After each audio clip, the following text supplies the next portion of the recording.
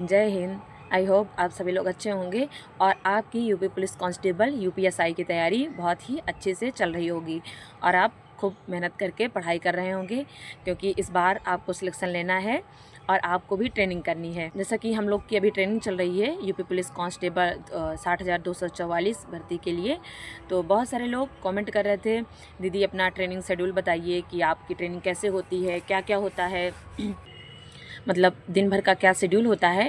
तो चलिए आज मैं आपको बताती हूँ, इससे आपको थोड़ा मोटिवेशन भी मिलेगा कि अगर आपका सिलेक्शन होगा तो आपको क्या क्या चीज़ें सीखने को मिलेगी, कैसी आपकी ट्रेनिंग होगी। तो मतलब यह बहुत अच्छा होता है कि जब आपका सिलेक्शन होता है और आप ट्रेनिंग सेंटर पर जाते हैं, यह एक प्राउड मोमेंट होता है आपके घर वालों के लिए, आपके लिए।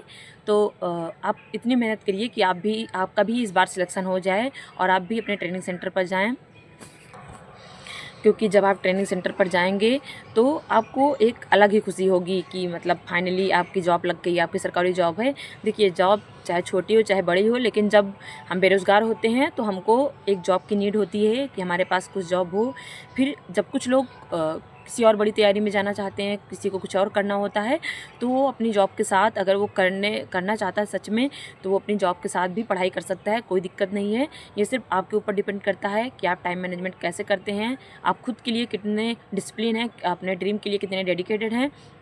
तो ये सारी चीज़ें पॉसिबल हो जाती हैं अगर आप सच में करना चाहते हैं तो चलिए मैं आपको बता देती हूँ। जैसे हम लोग की ट्रेनिंग है, ये 17 जून से स्टार्ट हुई थी। मैंने 18 जून को अपना वो आमद कराया था, जिससे मतलब कि जब आप आते हैं तो उसे पुलिस विभाग में आमद कराना कहते हैं, और जैसे आप जा रहे हैं, छुट्टी ले रहे हैं, कुछ भी, तो उसे रवानगी कहते हैं।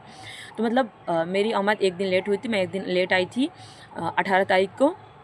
तो जैसे हम लोग का जेटीसी जो 1 महीने का प्रशिक्षण होता है, ट्रेनिंग, वो किसी किसी का सेम मतलब एक ही जगह पर होता है, किसी का जैसे जो पोस्टिंग ज़िला है, मेन ज़िला, वहाँ पे 1 महीने के लिए रखा जाता है। कुछ बेसिक चीज़ें वहाँ बताई जाती हैं। उसके बाद जो 9 महीने की ट्रेनिंग होती है वो दूसरे ज़िले में होती है, और किसी का सब कुछ एक ही जगह होता है, उनकी पोस्टिंग भी उसी जगह होती है। जैसे मेरी है कि जेटीसी जो होता है 1 महीने का ट्रेनिंग, वो दूसरे ज़िले में हुआ था, और अभी जो ट्रेनिंग हो रही है हम लोग दूसरे ज़िले में हैं। तो जब 1 महीने के लिए वहाँ क्या होता है, जैसे आपका वो सैलरी के लिए अकाउंट खुलवाना, क्योंकि आप गवर्नमेंट जॉब हैं तो सैलरी तो आपकी मस्ट है, उसी के लिए आप इतना दिन से परेशान थे कि हाँ पढ़ाई करके जॉब लगेगी, सैलरी आएगी, तो आपका अकाउंट खुलाया जाता है। और जैसे बेसिक चीज़ें, आपकी वर्दी, आपका ड्रेस, पीटी शूज, वर्दी, और कुछ डिसिप्लिन, जैसे पुलिस विभाग का नाम डिसिप्लिन है, मतलब डिसिप्लिन के तौर पे इसको देखा जाता है, तो आपको डिसिप्लिन कैसे रहना है, ये सारी चीज़ें आपको बेसिक चीज़ें वहाँ बताई जाती हैं। उसके बाद जब आप 1 महीने बाद अपने जो होती है मेन आरटीसी, उसे जेटीसी कहते हैं, इसे आरटीसी कहते हैं। तो जब आप मेन आरटीसी आते हैं तो इसमें ये मेन ट्रेनिंग होती है, जहाँ पे बहुत सारी चीज़ें होती हैं, 9 महीने की होती है कि आप सुबह से क्या दिनचर्या होती है। ये कभी सीज़न के हिसाब से डिपेंड करता है कि विंटर है तो थोड़ा लेट, और समर है तो थोड़ा, मतलब गर्मी है तो थोड़ा जल्दी शेड्यूल सब कुछ होता है।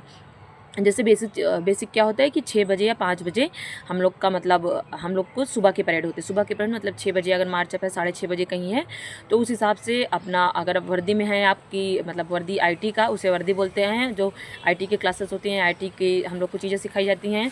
और जैसे शाम में पीटी होता है, पीटी में आपको पूरी एक्सरसाइज, फुल बॉडी वर्कआउट, रस्सा चढ़ना, बीम लगाना, पुशअप, सिटअप, मतलब ये सारी चीज़ें, या योगा, तो ये सारी चीज़ें होती हैं पीटी में।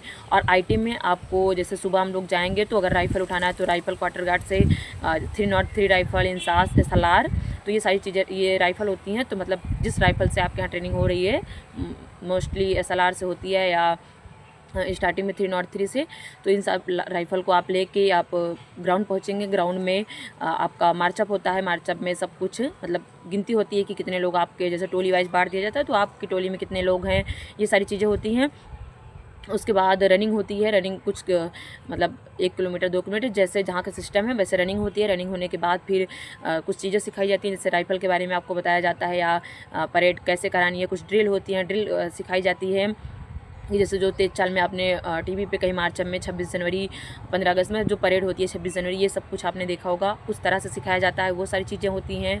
और जैसे हम लोग की अभी फायरिंग हो चुकी है, फायरिंग भी हम लोग की बहुत सारे वेपन से हो चुके हैं, पिस्टल से, कार्बाइन, और सिखाया तो हम लोग को AK-47 भी गया था। ये सारी चीज़ें, मतलब इंसास, एसएलआर, जो LMG होती है, तो ये सारी चीज़ें आपको खोलना, बंद करना, उसे जोड़ना, कितने राउंड किस में भरे जाते हैं, किसको कैसे फायर करा जाता है, उसकी पोजीशन क्या होती है, मतलब बहुत अच्छा एक्सपीरियंस होता है ट्रेनिंग का। अगर आप जब ट्रेनिंग पे आएंगे तो आपको लगेगा कि मतलब ये बेस्ट टाइम होता है, क्योंकि ज्वाइनिंग के बाद, ड्यूटी में जाने के बाद तो आप एक जगह स्थिर हो जाएंगे, आपको सुबह शाम ड्यूटी करना है बस। लेकिन ट्रेनिंग में आप you can enjoy a lot and you can learn a lot. आप बहुत सारी चीज़ें सीख सकते हैं। प्रोग्राम भी होते रहते हैं, बहुत सारे प्रोग्राम हैं, कुछ स्पोर्ट्स एक्टिविटीज़ हैं, तो आप स्पोर्ट में अगर आपका इंटरेस्ट है तो उसमें भाग ले सकते हैं, पार्टिसिपेट कर सकते हैं। वॉलीबॉल, बैडमिंटन, जो भी आपको पसंद हो, मतलब रस्साकसी, बहुत सारे गेम होते हैं, आप उसमें पार्टिसिपेट कर सकते हैं। सिंगिंग किसी को आती है, डांसिंग आती है, तो जो प्रोग्राम होते हैं आप उसमें वो सब पार्टिसिपेट कर सकते हैं। ये ओवरऑल आपकी पर्सनालिटी को बहुत अच्छा डेवलप करता है। तो आप ये देखिए कि एक बार सिलेक्शन ले लेने के बाद आपको कितना अच्छा होगा। और यूपी पुलिस की ट्रेनिंग या किसी फोर्स की ट्रेनिंग में ये सबसे अच्छा होता है कि जो 1 साल या जितने महीने की ट्रेनिंग होती है, जैसे यूपी पुलिस की ट्रेनिंग 9 महीने की होती है, तो आप ये देखिए गवर्नमेंट इसमें आपको सैलरी दे रही है। और किस बात की सैलरी दे रही है कि आपकी बॉडी फिटनेस के लिए, आपको चीज़ें सिखाने के लिए। इसमें आपसे कोई काम नहीं लिया जा रहा है, या आपको कहीं मतलब कुछ व्यवहारिक प्रशिक्षण होता है कुछ दिनों का, बाकी आपको कहीं ड्यूटी नहीं करना है, आपको ट्रेनिंग पे रहना है, आपको खाना टाइम से मिल रहा है, नाश्ता टाइम से मिल रहा है। तो जैसा कि मैंने बताया सुबह तो 7:30 तक, मतलब आप जब जाएंगे तो 7:30 तक आपको नाश्ता, अगर जैसे मतलब कि वैसे टाइम है, क्योंकि देखिए इसमें 2 दिन जैसे होता है सोशल का, या वैसे टाइम होता है थर्सडे और संडे को, तो इस दिन आपको आपका टाइम पूरा चेंज हो जाता है, जैसे 7 बजे 7:30 बजे इस तरह से आपको परेड ग्राउंड पर बुलाया जाता है। बाकी के दिनों जब आप सुबह जाएंगे 6 बजे तक, तो 7:30 बजे तक आपको मतलब नाश्ता दलिया ऐसा मिल जाएगा। उसके बाद फिर 1 घंटे, मतलब 9 बजे तक आप वहाँ से आ जाएंगे।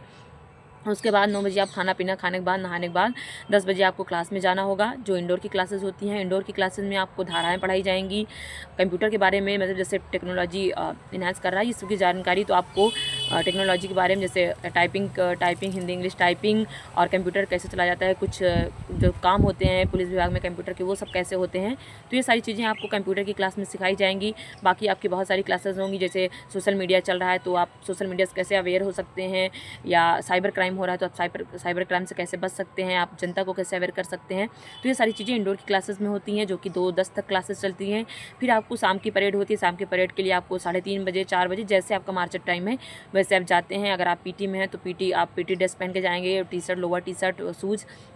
उसके बाद अगर आप आईटी में हैं तो आप आईटी, फिर वही राइफल उठाएंगे, फिर जाएंगे तो आपका फिर शाम की परेड होगी, मार्चअप होगा, सब कुछ होगा, फिर आपको सिखाया जाएगा। पीटी में है तो आपको फिजिकल एक्सरसाइज कराई जाएगी, योगा, पुशअप, सिटअप, रस्साकसी, ये सारी चीज़ें आपको पीटी में कराई जाएंगी।